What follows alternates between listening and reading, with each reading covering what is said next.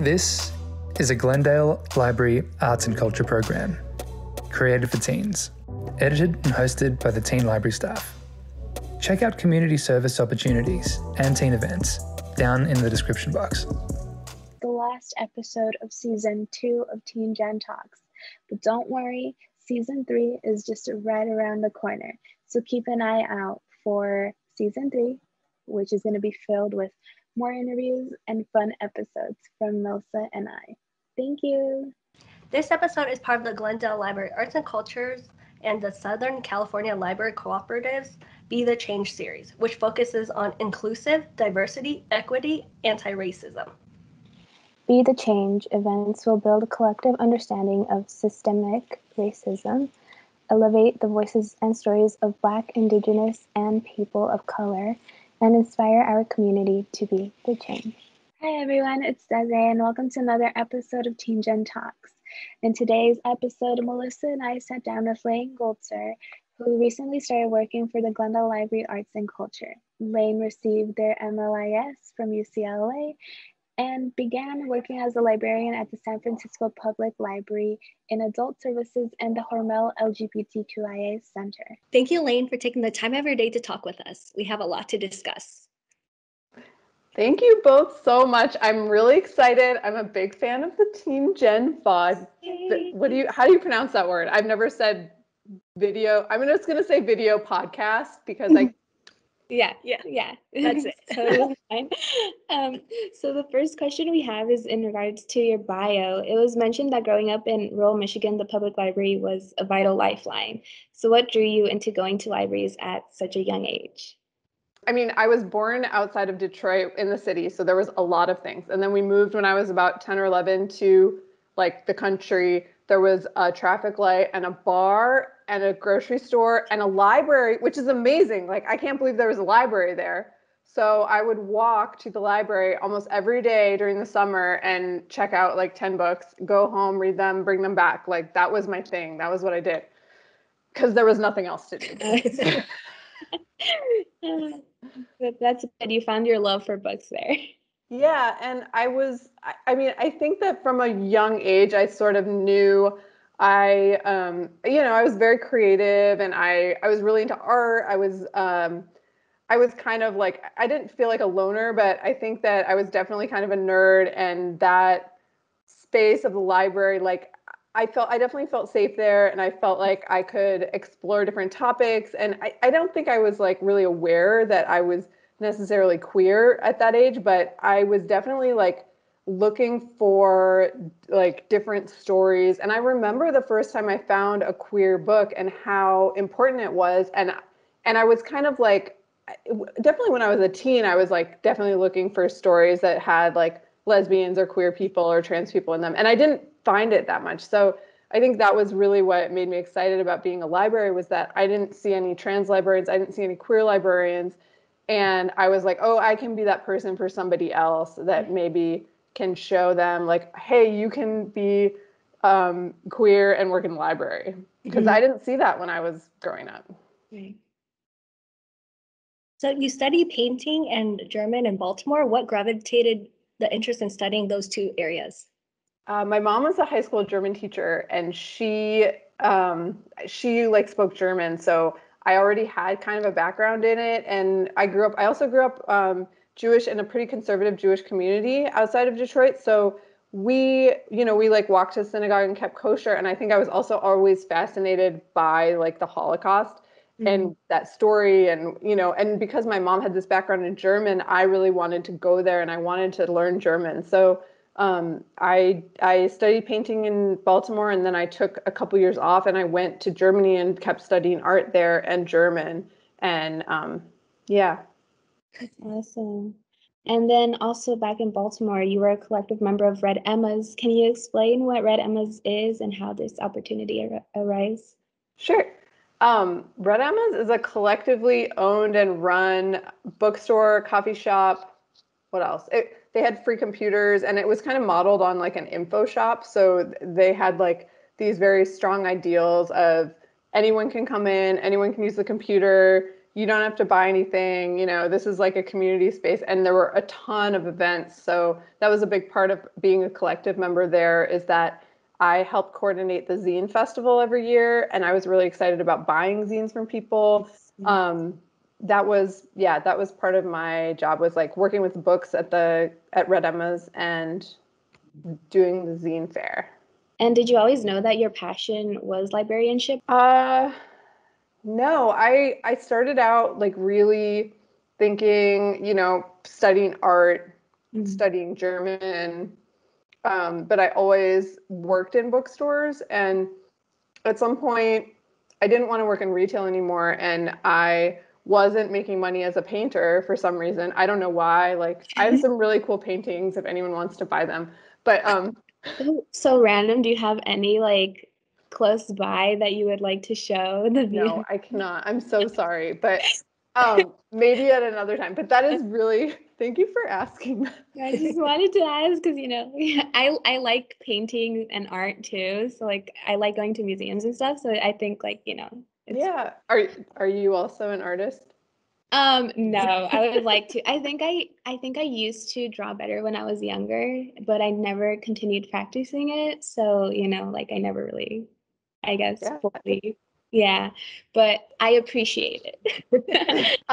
What you were asking, what made me want to be a librarian, or what brought that out? Yeah, was there a key moment in your life that you were like, okay, librarianship? Okay, when I did this, there was no Google, so I did not Google this, but I would have Googled it if I had done it now. What I put into the computer, and it was probably like some like primitive, I don't know, some weird old search engine, but I put in like, what job should you do if you like love to read? Like if that's all you like to do, kind of. And it just said, it was like, well, one thing is librarian. And I think I was like maybe 12 or 13 when I did that. So I kind of had in the back of my mind, like, oh, that is maybe a job that would make sense for me. And it also, it was kind of a joke that all I like to do is read, but I also, was really involved in a lot of like community organizing things. So like in Baltimore at Red Emma's, we just like did a ton of community events. I was involved in like trans work to make things more just, and like anti-prison work. So it was like, it kind of made sense that I also wanted to be involved in like as a public librarian, do things that supported the community. For anyone wanting to pursue librarianship, are there any tips that you would like to give them? I think for me, it was really important to actually work in a library. So I worked in a library as a page before I started library school in LA. I started working at the Santa Monica Public Library, and that was a really positive experience. So that kind of confirmed for me, okay, yes, this does make sense. This is something that I want to do more. But yeah, I would definitely try to get experience working in the library, because that always helps like let you know if you're on the right path. And sorry, go ahead. Do you have a favorite library? Oh my gosh, that is so hard. There's some really beautiful libraries that I've been to. So one is in Baltimore. There's a music school called Peabody Conservatory, maybe, and they have one of the most incredibly beautiful libraries. And you can Google it. It's amazing looking. And some friends of mine got married there, so I got to go inside, and it was incredible. And then there's also a library in the town where I studied in Germany, in Weimar, Germany. There's this library called the Anna Amalia Library, which was really old, and it got burned down. And I never went to it before it was burned down, but then they rebuilt it as kind of like a modern building, and that building is also incredibly beautiful. So I would say those are my two favorite libraries. But speaking of like, experience and stuff, you mentioned that before coming to Glendale, you worked as a librarian at the San Francisco Public Library and Adult Services and the Ormel LGBTQIA Center. Is there something that you learned there that has stuck with you? Okay, I was a librarian there for 2 years. I learned so much there. That was my first job working as a librarian. So, It was incredibly difficult to work there at that time. You know, San Francisco, LA is experiencing a lot of what San Francisco is also experiencing, like incredible gentrification, extreme, like just like I would describe it as class war. You know, there's like billionaires who are 30 and there's people that don't have places to live, and it's very extreme, like the inequality there, and it's such a small area. So the library, like, we were helping people access housing, we were helping people fill out, like, try to book appointments with immigration. Like, we were doing everything that you can imagine in like a lot of different languages. So it was like, it was a lot. Every day it was something new. I learned a lot. Not all of it relates to books, I would say. Yes. But that was it was a really positive experience. It was also a really difficult experience. Was there a project that you worked on at your time in San Francisco that you really enjoyed doing? Yeah, there were so many incredible events that we did as a Hormel Center. So like the Hormel Center was a specifically LGBTQIA collection within the larger library.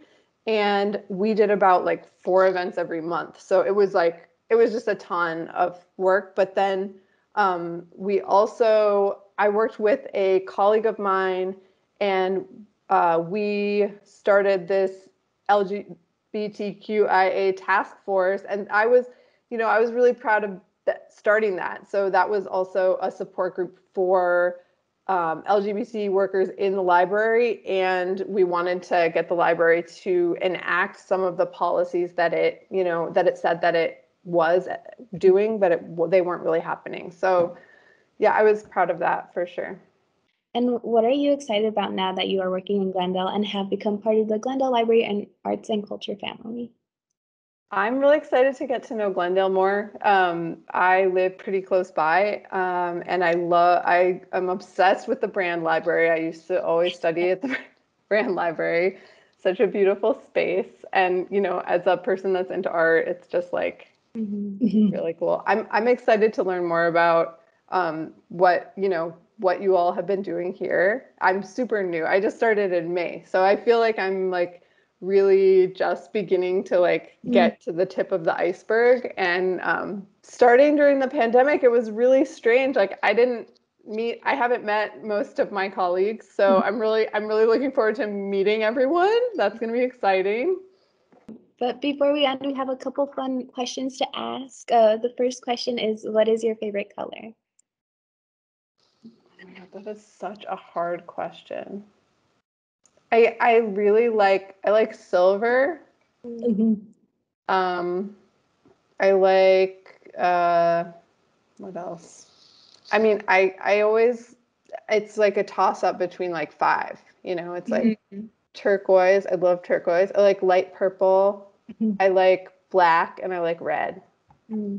Those are all good colors. Yeah, I like turquoise too. And then the light purple, it's always such a nice, pretty color. Yeah. What is something you have been proud to say that you have accomplished? I mean, I'm proud of myself for going to library school and finishing it, and it was a lot of work. It was hard. I'm somebody who I love to read, but I think I've always struggled with I'm like such a visual person that I'll like reverse numbers and dates. And so I think I definitely have some special things going on in my brain. And library school was really hard. I was going back to school after having graduated like way in the past. So I was an older student. There were a lot of things that were different. And I was proud of myself for doing that. I was also proud when I was in San Francisco. We did a partnership with the Bay Area Two-Spirit Powwow, where the Teen Center, the LGBT Center, and the Two-Spirit Powwow, we like went there and we tabled and we made buttons and we did outreach, and we started that partnership when I was there. So that they've been doing it in the successive years, and I was super proud of that. Awesome. And what is some advice that you wish you would have known when you were younger? Oh my God, so many things. I think that probably there are these things that sounds kind of like cliche when you're older, I think, but when it's just like it takes time to learn things sometimes, you know. There's so many things that the only way I would have learned them is the hard way. Like I wouldn't have learned them any other way. And so, you know, I can tell myself like, oh, like